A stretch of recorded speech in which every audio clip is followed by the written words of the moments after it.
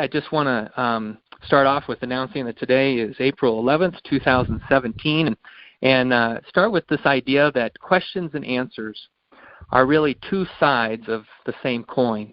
You know, every question has an answer.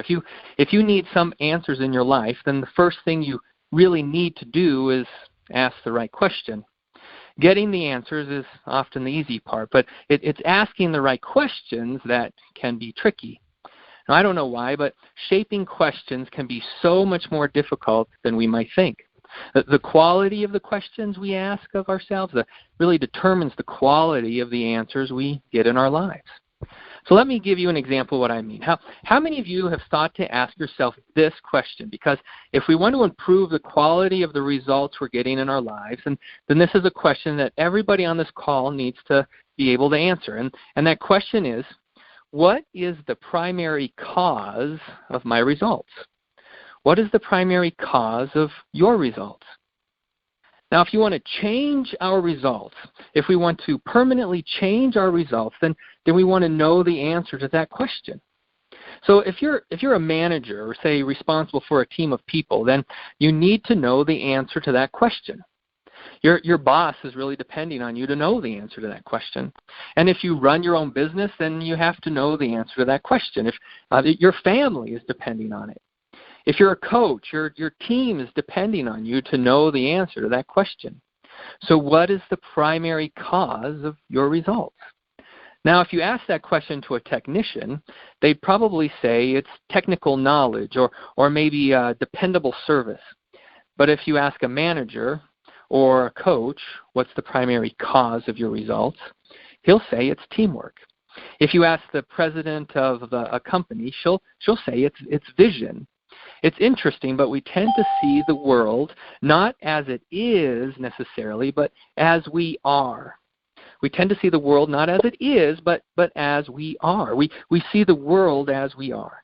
We've heard the expression, if all you've got in your tool belt is a hammer, then everything looks like a nail.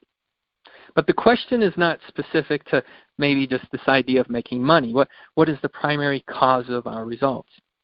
We're talking about all of our results, the results we get in every area of our life, at home, at work, on the field, on the court, in the gym, just the results in life. See, consciously or unconsciously, intentionally or unintentionally, whether we like it or not, we get results in every area of our life. And those results are the effect of often unseen causes that we can't hold in our hand. So what are those causes? What are the primary causes? Now, I don't know about you, but when I was asked myself this question, what is the primary cause of my results? I couldn't answer it. Now, maybe you can, but at first I didn't know what it was. And in that uncomfortable moment, the sort of mental squirming while I'm searching frantically for the right answer, that's when it hit me. If I don't know what the answer to that question was, if I didn't know what the primary cause of my results was, that primary cause, then how was I ever going to permanently change my results? How would I ever improve my results if I didn't know what the primary cause of my results was? Now, on the one hand, I was disappointed in myself for not knowing the answer. But on the other hand, I was overjoyed that I now knew what I didn't know the answer to. Because while I didn't know, I wasn't looking for the answer. But now I knew I didn't know. Now I wasn't going to rest until I knew exactly what the answer was. So looking back now, I can see that all the problems that I've experienced in my life had really been because I couldn't answer this question. But once I really began to think about this question, really ponder it, really understand the question, along with the meaning behind the answer, and once I began to really understand that answer, then my entire life began to change. And it certainly proved to be a very worthwhile investment of my time, my energy, even my money. For me, once I got my mind around this concept, the impact was immediate. It gave me something that I called hope. Now the answer is simple, but the implications are enormous. And it's simply this. to the question, what is the primary cause of the results that you get in your life? The answer is simply my attitude. It's attitude. And our attitude springs from who we are, genetically and, more importantly, environmentally, who we've learned to be. It comes from our beliefs, our values. It comes from the way we see ourselves, and it is critically important. Now, Nick Vujicic, some of you might know who he is. He's a very successful motivational speaker. He was born in Australia, and this guy, he was born with no arms and no legs. And these days, I go around to schools and I speak with kids, with videos with him where he is talking about your attitude is altitude. Basically, he's saying that your attitude will determine just how high you will soar.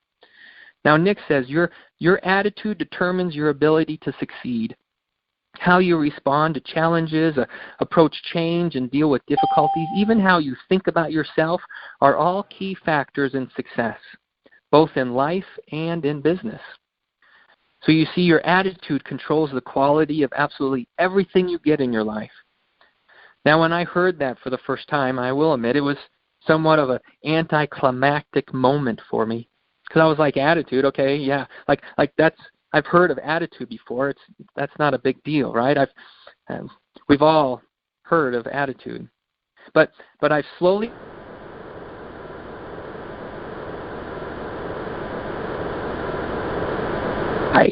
It's attitude. See, we've all heard the word attitude before, but we need to know why it's attitude. And in order to understand that, we need to know what attitude is. But attitude is one of those things that's easy to identify, but man, it's much more difficult to define. If we can't define it, then how are we ever going to change it? At some point in our lives, I'm sure we've all been reminded of our attitude. Maybe you've heard people say, if you would just improve your attitude, your results would be so much better. Or if you had a better attitude, your grades would be better. Or if you had a better attitude, your performance on the soccer field would be better. Or if you had a better attitude, you could earn so much more money. You'll never get anywhere with that kind of attitude. I mean, we've all heard those things before. And I think I'm trying to think of, who are some figures through life that maybe are a good example of the effects of a bad attitude. Well, one person comes to my mind, and that's Terrell Owens. Those of you who are football fans can remember Terrell Owens. I mean, he's well known for his sort of flamboyant touchdown celebrations when he scores a touchdown. But, I mean, he had some great expectations. And as productive as he was on the field, Owens has been equally controversial, creating firestorms with almost every team he's ever played for as a professional. He was selected in the third round of the 1996 NFL Draft by the San Francisco 49ers. And he was traded to the Philadelphia Eagles in 2004 after he got in a spat with the 49ers front office members. Then 2 years later, he was released and signed to another large pact, but with the Dallas Cowboys. And only they ended up releasing him on an unconditional release in March of 2009. And then Owens also played for the Buffalo Bills and then the Cincinnati Bengals in 2009 and 2010. And he sort of passed around all these teams because he was this incredible talent. But, man, his attitude was awful. Most recently, he played with the Allen Wranglers of the Indoor Football League. And ultimately, he was released from them, too, because of his attitude. You see, it's a funny thing. If our attitude towards the world is good, we'll tend to attend good results. If your attitude is excellent, you'll tend to attend excellent results. And if your attitude is, say, so-so, you'll live in a world that is not particularly bad and not particularly good. It's just so-so. So you're probably asking yourself, what kind of attitude do I have?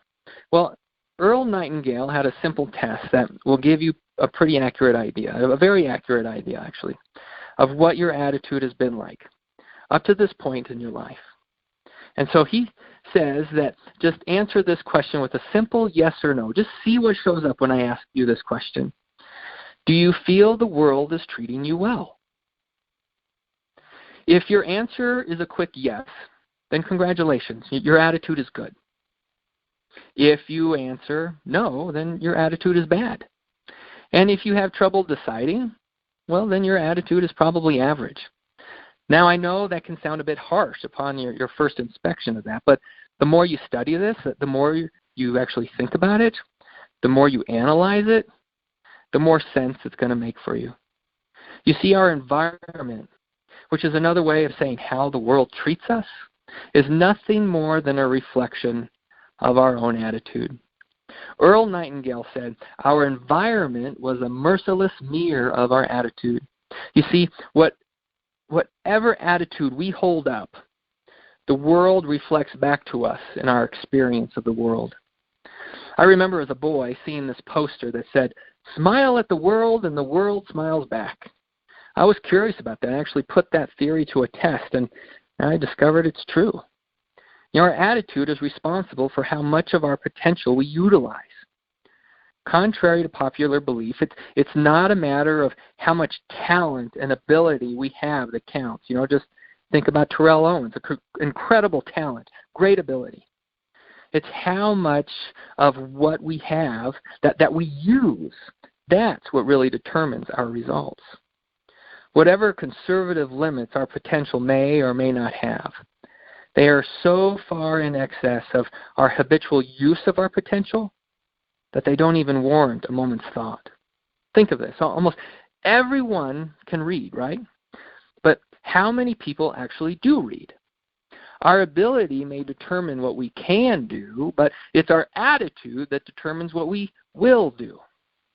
The British historian and politician Lord Macaulay, he put it beautifully in the 1800s when talking about imagination.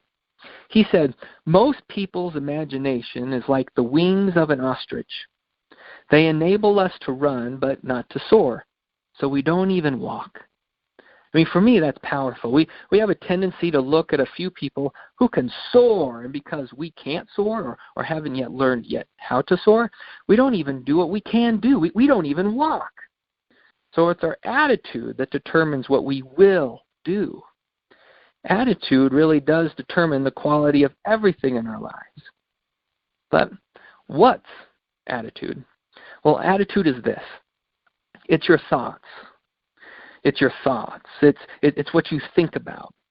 But it's also your feelings. Attitude is your thoughts and it's your feelings. And it's also your actions. This is really what attitude is. Attitude is your thoughts, feelings, and your actions.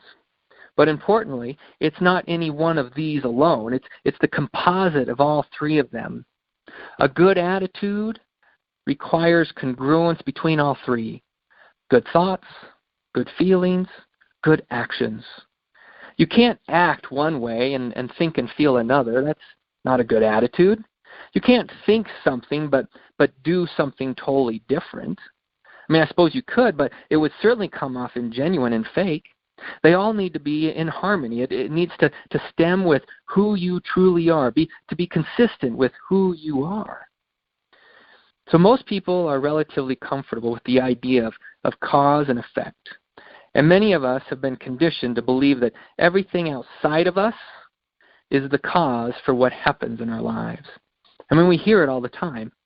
I hear it in TV shows. I read it in the things that I read. I hear it in conversations where people say things like, "He made me so mad. I had a bad day and it really upset me.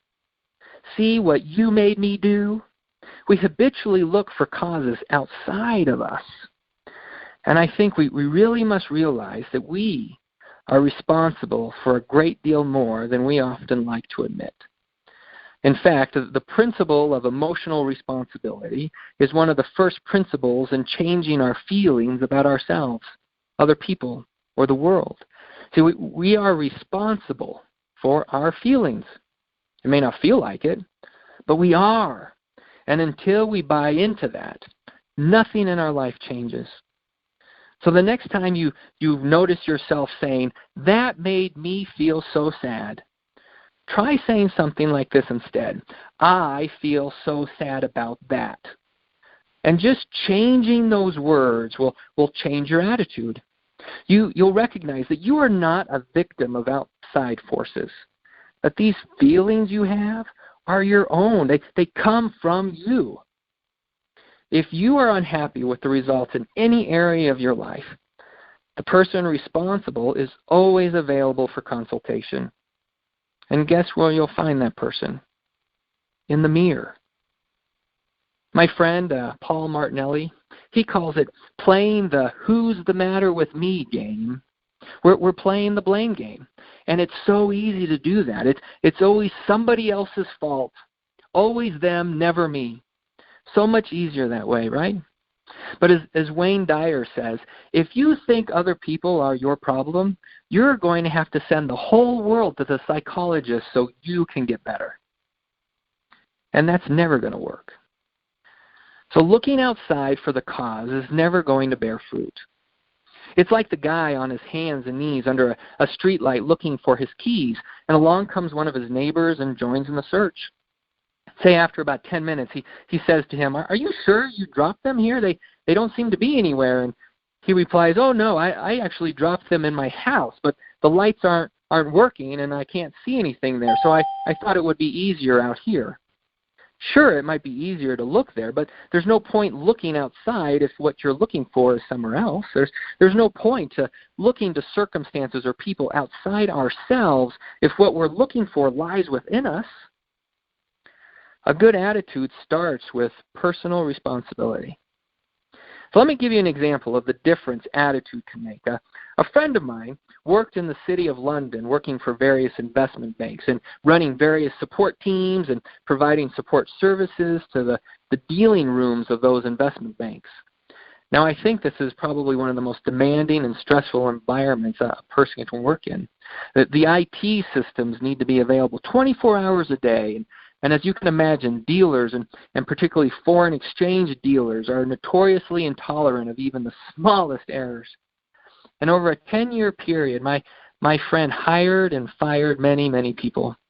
My friend says that the key difference between who was hired and who wasn't, who stayed and who went, was attitude. You see, everyone thinks it's technical skill, especially in IT and especially in a highly specialized, highly technical environment like investment banking. And technical skill is important, but by far the most important aspect is attitude. And as I said earlier, attitude determines how much of our skill we'll actually use. You can have all the skills in the world, but it's not what you know. It's what you do with what you know that counts. And your attitude determines what it is that you actually do. This same friend of mine, he spent a number of years at a French bank, and he says their mantra there was hire for attitude, train for skill.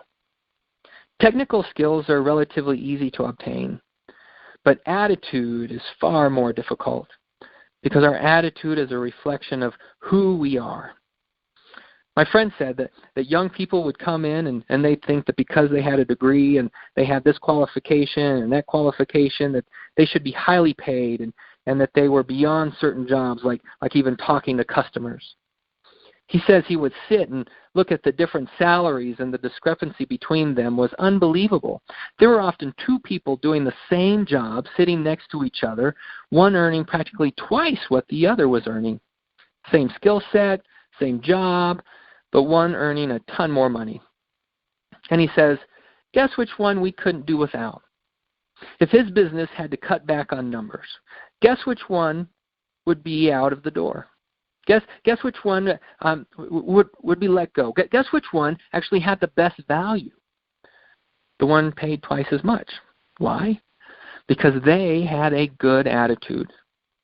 Attitude is the one thing that comes very close to being everything about success or failure.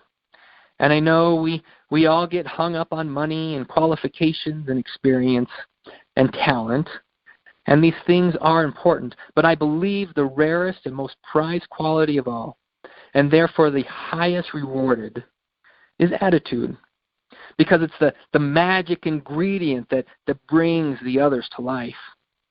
A great attitude is so much more than passively observing an objective world through a fake smile.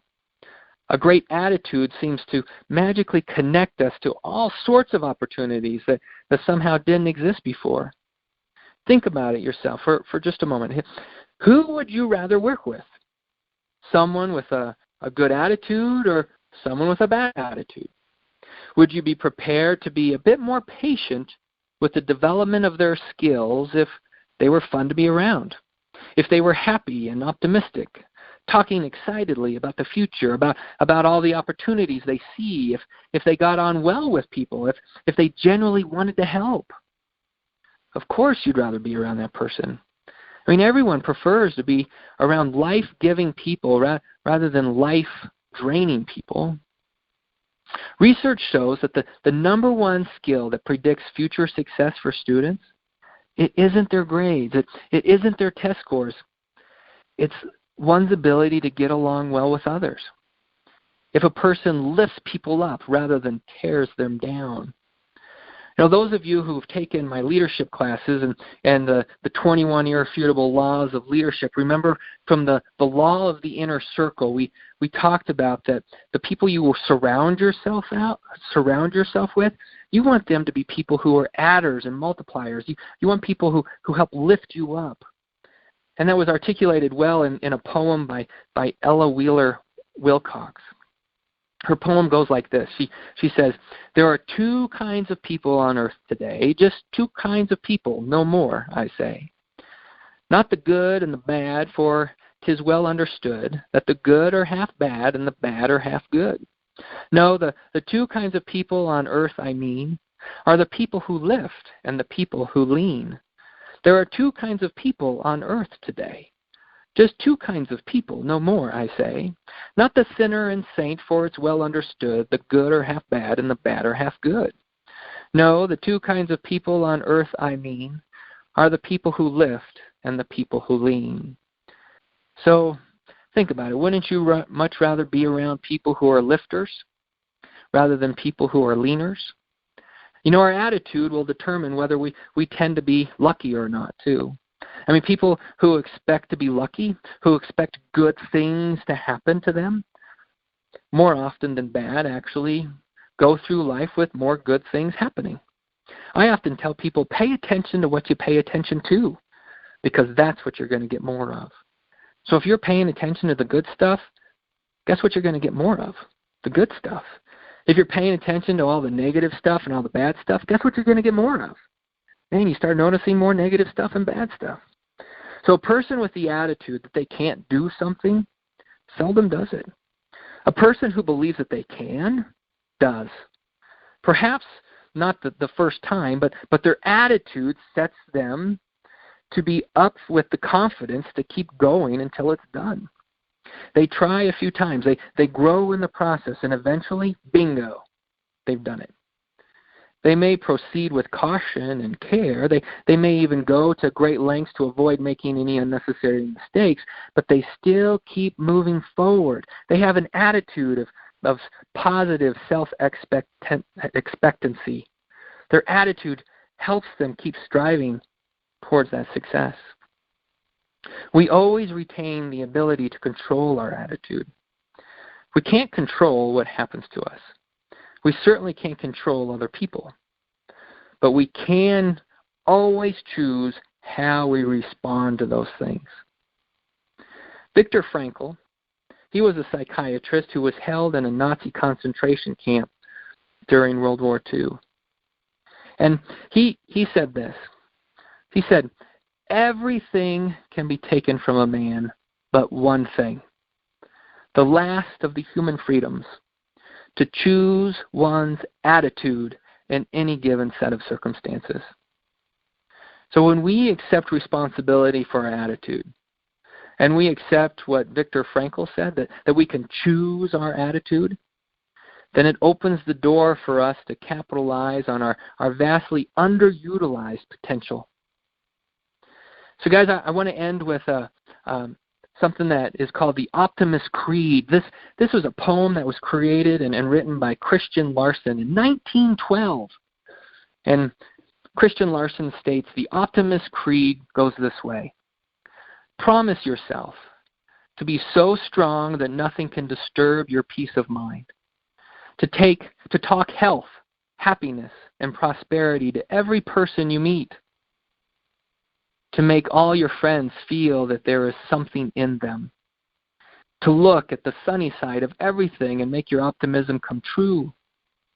to think only of the best, to work only for the best, and to expect only the best, to be just as enthusiastic about the success of others as you are about your own, to forget the mistakes of the past and press on to the greater achievements of the future, to wear a cheerful countenance at all times and give every living creature you meet a smile, to give so much time to the improvement of yourself that you have no time to criticize others, and to be too large for worthy, too noble for anger, too strong for fear, and too happy to permit the presence of trouble.